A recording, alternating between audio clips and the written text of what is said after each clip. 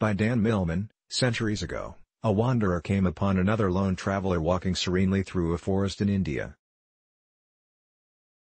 Intrigued by the serene man, unaware that he was in fact the Buddha, the wanderer asked, "Excuse me, sir, but, are you a wizard?" The Buddha smiled and shook his head. "Well then," continued the wanderer, "are you a great warrior, or a king?" Again, the Buddha said no. "Yet there is something about you. What is it that makes you different from anyone I've ever met before?" "I'm awake," replied the Buddha. Whether or not that conversation actually took place, sages and philosophers have sought to understand and experience this phenomenon we call awakening. The Sufis call it fana, the Zen masters refer to states of Kensho or Satori, the Taoist sages might refer to wu, emptiness, the void, the Hindus speak of nirvana. But let's go beyond cultural labels and consider the thing, or non-thing, itself. In order to awaken, we must first recognize that we are asleep. To grasp this idea, we can use an analogy. We know that in our everyday lives, most of us go to sleep at night and experience periods of dreaming as well as deep sleep. Then, in the morning, we awaken from our dream-filled slumber. The sages of many traditions suggest that even in our so-called waking states, we move through another kind of daydream, perceiving the world not as it is, but as we are, through a distorting window beliefs, associations, opinions, judgments and meanings we project into the world. We don't seem to be dreaming our way through life. In fact, we imagine ourselves wide awake as we work, study, raise children, play sports, and pursue our everyday activities and goals. Yet, as Plato proposed, most people exist in a cave of illusions, mistaking their own shadows, cast by the firelight and dancing on the walls, as reality.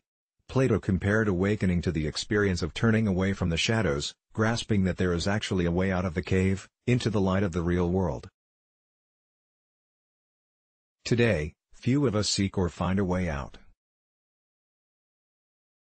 Most are content to gaze at our own imagined realities, entranced, like Narcissus, by the content our own minds, reflected in the pond. At some point, we may explore and analyze our nocturnal dreams to provide insight into our personalities or divine messages from the subconscious.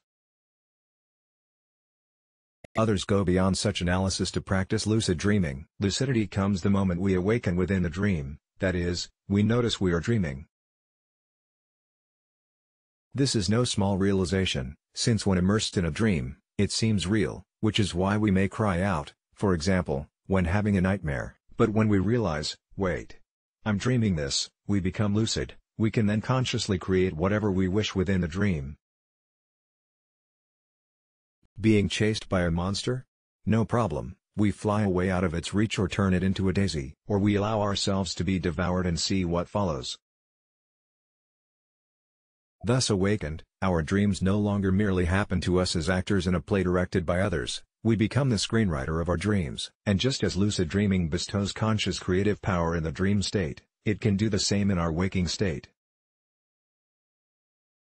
We can move from lucid dreaming to lucid waking through insight into the nature of our subjective filters, those thoughts, meanings, beliefs, and associations that distort our simple and direct relationship with what is. The Zen masters call this awakening nothing special, only the recognition of suchness or isness, reality as it is, prior to the complications, desires, and concepts we impose upon it.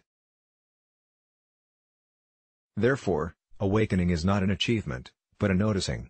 For this noticing to occur, we need only get out of our own way. But doing so can take time. As G.I. Gurdjieff noted, one of the best means for arousing the wish to work on yourself is to realize that you may die at any moment. But first, you must learn how to realize this. Most of us are blissfully ignorant of any notion of awakening, content to dream their lives away. They enjoy watching shadows dancing upon the walls.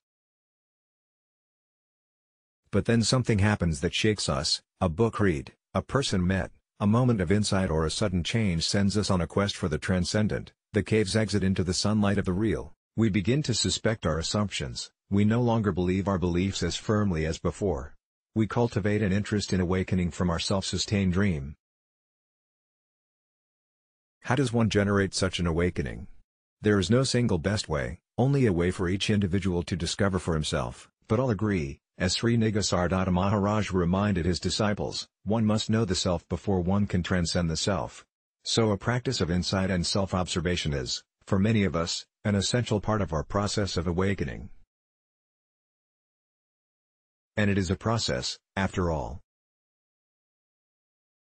Although some people imagine that we wake up all at once in a singular, permanent event, like a light switch flipping on, most of us awaken gradually, like a dimmer switch turning up, and then down, and then up again, growing brighter over time. We are like children who, reluctant to wake up, pull the covers over our head.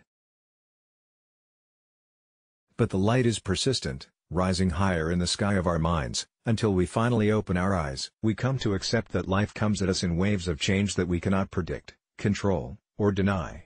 We can only learn to surf. We discover that life is a series of moments, neurotic moments, intelligent moments, and awakened moments. Some explorers tell dramatic stories about their wake-up calls. Others keep it to themselves and smile, remembering Lao Tzu's note that those who know do not speak of it, and those who speak of it do not know. Because it, as Alan Watts might remind us, is beyond words. Yet words can provide a wake-up call, and at least point the way. So we come to the end of these brief notes with the following words: what happens after awakening? Everything changes, yet nothing changes. As the Zen proverb goes, before enlightenment, chopping wood and carrying water; after enlightenment, chopping wood and carrying water. Even so, a single liberating glimpse of reality as it is may represent the most profound and important nothing a human being may experience. Dan Millman, a former world champion athlete, coach, martial arts instructor, and college professor, is author of Way of the Peaceful Warrior, adapted to film in 2006, and numerous other books read by millions of people in 29 languages. Dan teaches worldwide and has influenced people from all walks of life, including leaders in the fields of health, psychology, education, business, politics, sports, entertainment and the arts. The Hidden School, North Star Way, June 2017, the long-awaited final adventure in the international best-selling Way of the Peaceful Warrior saga. Dan Millman takes his readers on an epic spiritual quest across the world to find the link between everyday life and transcendent possibility. Join Dan on his search and begin or continue your own journey toward awakening. For more information, www.peacefulwarrior.com. Let's block ads. Why?